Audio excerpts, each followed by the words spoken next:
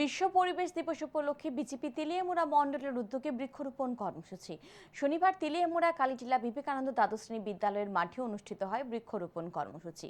উপস্থিত ছিলেন বিধানসভার মুখ্য সচেতক কল্যাণী সাহারায়, 28 তেলিয়ামুড়া মণ্ডলের সাধারণ সম্পাদক নন্দন রায়, গোপাল বর্মন, তেলিয়ামুড়া পৌর পরিষদের ভাইস চেয়ারম্যান মধুসূদন রায় সহ অন্যান্যরা।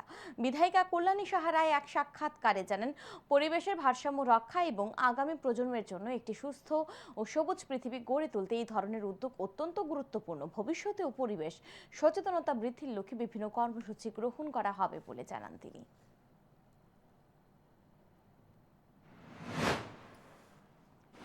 বিশ্ব পরিবেশ দিবস ছিল। দেশের প্রধানমন্ত্রী সবার আহ্বান রেখেছেন, এক পেড় মাকে নাম, আমরা যেন সবাই এই অনুষ্ঠানটাকে বৃক্ষরোপণের মাধ্যমে মায়ের নামে একটি গাছ লাগাই। গতকালকেও আমরা করেছি, তেলিয়ামুড়া মণ্ডল করেছে, গোটা রাজ্যের বিভিন্ন মণ্ডলে হয়েছে, আমি বিধানসভায় গাছ লাগিয়েছি। আজকে আমরা তেলিয়ামুড়া মণ্ডলের উদ্যোগে আমাদের কালীটিলায় আমাদের বিবেকানন্দ স্কুল প্রাঙ্গণের পাশে আমরা আজকে মণ্ডল কমিটি সহ আমাদের আমরা যে বুথে করছি সেই বুথের লোকজন নিয়ে আজকে আমরা অনেকগুলি গাছ লাগালাম।